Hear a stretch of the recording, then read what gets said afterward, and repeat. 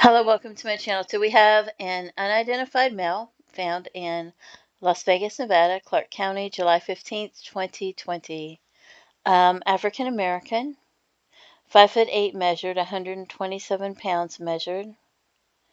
A call was made to 911 that stated there was a person unresponsive under a bridge near Willow Beach. Recognizable face, gray or partially gray hair, brown eyes. Okay, now you're going to hear me complain about this probably a lot in different videos because there's different states. Like Utah, people's vehicles people would go missing with their vehicle. They would find the vehicle from Utah abandoned at a casino parking lot or somewhere in Nevada, but never find the person, right? There's people that go missing in other states, Idaho, Arizona, California, and these are in areas that might be close to Nevada. So when we're doing a search across NamUs, we might search for, oh, well, the person might be 50 years old or 18 years old. So we're going through thinking that, and then the year of death. We're thinking, oh, if they were killed, this is the year they went missing, I'll be able to find this in a case search, right? Well, this person and the clothing they were wearing, right?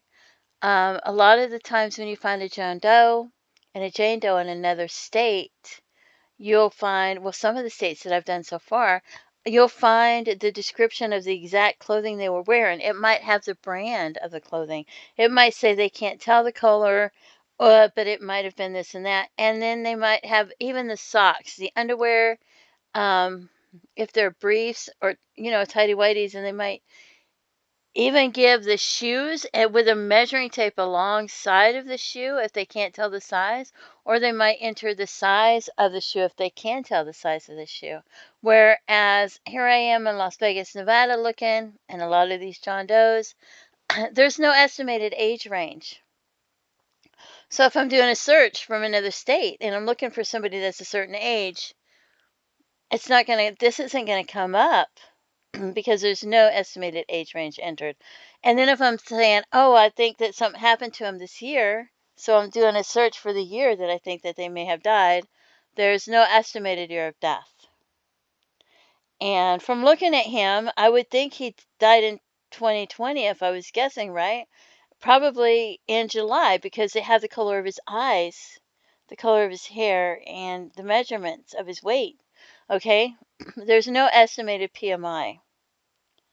No estimated year of death, no estimated age range, which if I'm looking at it, I can't tell how old he is, but I would think that a coroner or someone with the skills, the knowledge, the expertise, and possibly the equipment would know the age range, would know the year of death, right? And it bothers me because I can't search for people that might come up, and then I feel like, oh, I've been searching for people, and the people that I might have been searching for, they might have been here, right? Because the people love to go to Las Vegas. So, and it says recognizable face. So I feel like he might have been wearing clothing. I feel like, I don't know if he wasn't wearing clothing. There was no shoes, no shirt, no pants, nothing found on or near the body. Or did they just, once again, not enter it because I'm not finding it entered? So I don't know if they didn't make any notations of it or if they're just not entering it. And that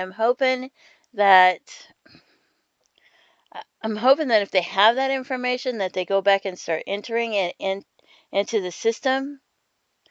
If I was there, I'd volunteer and do it myself, or they start doing it from now on. I don't know.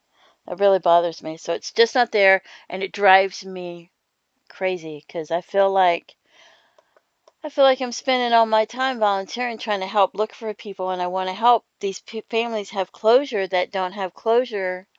But then I wonder if they don't have the skills, if they don't have the knowledge, if they don't have the equipment, or they don't care, or they don't understand that people use these systems, to try to help people, and the information is just not there, and nobody has access to their case files. And if there's a fire or something like that, then they lose all the paperwork and they lose the case files.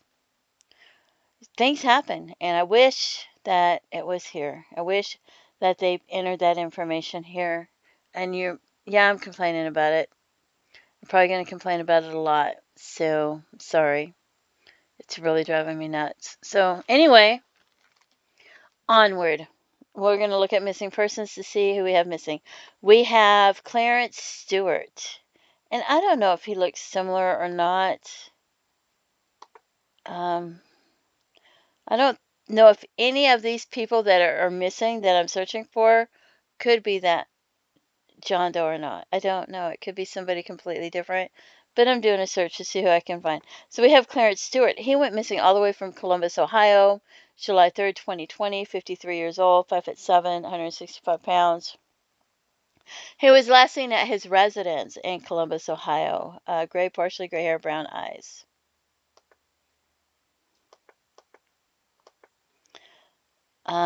We have William Pilgrim. He was only 44 years old, March 12th, 2020, and I don't have an age range for this man to tell how old he might have been. So, and he was 5'8", 210 pounds, where this man was 5'8", 127 pounds. I don't know the last time that William Pilgrim was weighed or anything, or if that's just. But he was last seen living in a drain near East Flamingo Road and University Center Drive. And I do believe there was somebody found in that area, but if not, this is only, a few months after that. And he was bald, brown hair. He had tattoos, like We the People. He wore black Echo jogging pants, gray Nike shirt, black jacket. See how it mentions the clothing? It doesn't give the sizes. It doesn't, but usually when it's a John Doe or a Jane Doe, there's the sizes. And you always complain because when somebody goes missing, a lot of times they don't mention the sizes. But with the Jane Does and John Does, they seem like they always mention the sizes, but not in this area. They're not doing that. It bothers me. So then we have this man. I don't know how to pronounce his name. He went missing 2018 from Oakland, California. 62 years old, 5'7", 128 pounds. The missing person was part of a welfare home in Oakland for the past 8 years. Missing person has since gone missing and the home is now vacant. He is believed to still be in the Oakland area, possibly in encampments. Brown hair, hazel eyes. So he has hazel eyes, so it's not going to be him. We have Johnnie Patterson, missing June 9th, 2020 from Milwaukee, Wisconsin. He was 70 years old, 5'8", 170 pounds. Johnnie was last seen on June 9th, 2020, leaving his apartment building. Johnnie may appear to be confused or disoriented. Johnnie walks with a walking stick that is made out of a large tree branch. Bald hair, gray goatee, brown eyes. Last seen wearing a gray Congo-style hat, gray or brown shirt, blue jean jacket, blue jean pants, black framed glasses, dark colored shoes, gray goatee. Johnnie also wears a tribal-style necklace. Johnnie walks with a walking stick that is made out of a large tree branch. Last seen on foot walking with a large walking stick. I mentioned that a few times. Richard Donald, and who doesn't love having a walking stick from a tree branch? Those sturdy ones are cool looking. Richard Donald Lane, missing March 17th, 2020 from Houston, Texas. He's 75 years old. But a lot of people don't have those walking sticks, but they're really cool. Sorry. So he's 75 years old, 5'7", 170 pounds. And he has not been heard from nor seen in over 2 years since March 2020. The family is concerned of their family members' whereabouts and his health. Black hair, brown eyes. So we have this man, and people don't know who he is or where he came from.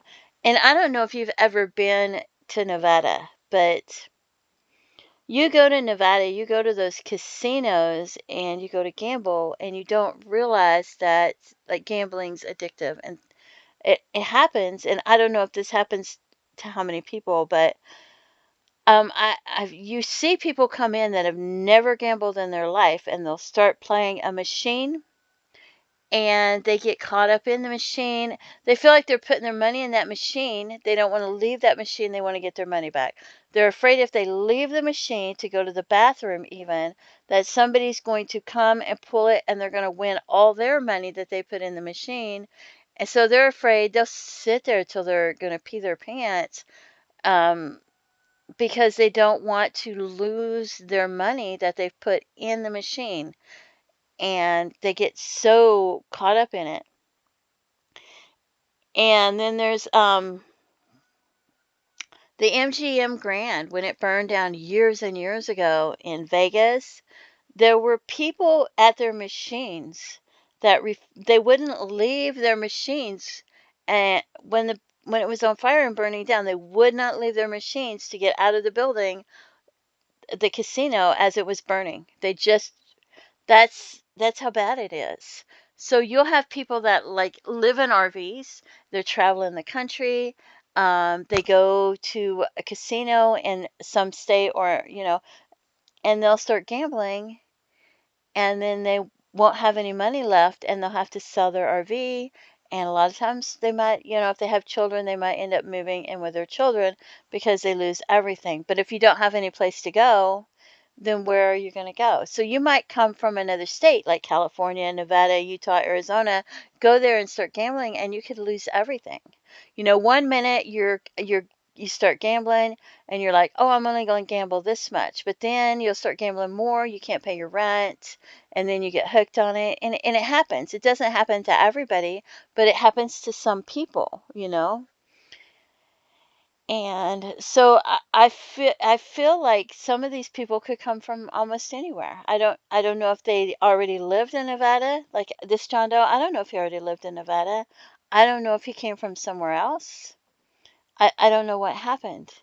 And so I don't know, I'm rambling now. But anyway, we have this John Doe. If you have any information about who this John Doe might be, because this is somebody's loved one. It could be somebody's brother, their father, their uncle, their son.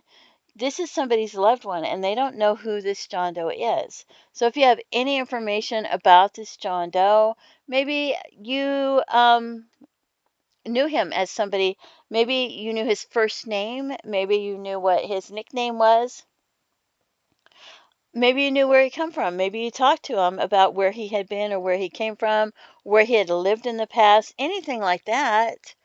It might help them to be able to find out who this John Doe was, you know, because there's all these cases that people have loved ones, and these people need to know what happened to their loved ones and have closure. And so if you have information, please contact authorities. And these missing people, these people that went missing, this Clarence Stewart went missing from Columbus, Ohio. What happened to him? William Pilgrim, this man from California, Johnnie Patterson, Milwaukee, Wisconsin, Richard Donald Lane from Houston, Texas. If you have any information about what might have happened to these people, please contact authorities and let them know. If you feel like it's hearsay, you're not testifying in court. It's not, you're just giving them information and relaying it to them that you have to let them know what they feel is important or not important. So please contact authorities with any information that you might have to be able to help close these cases, because these are all family members of someone. Somebody loves each of these people. Multiple people love these people. They miss them. They want to know what happened to them. Where's their loved one? And to have closure and not to always wonder what happened. So please, they might have nightmares. So if you have any information, please contact authorities, let them know. Feel free to leave comments, and sorry about the rambling. Have a blessed day. Bye-bye.